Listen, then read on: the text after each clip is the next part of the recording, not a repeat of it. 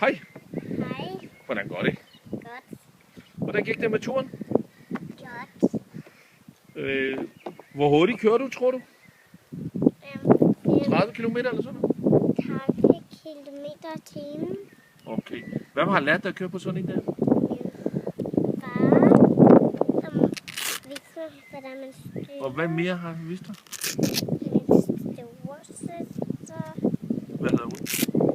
Rosa. Prøv lige at høre her.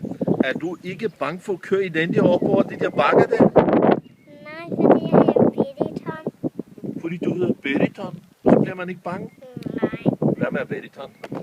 det er en kurdisk pige. Hun slås med tyrkerne, og de styrer mod hinanden, for tyrkerne er onde, og kurderne er gode. Bettyton, okay. Tak for interviewet.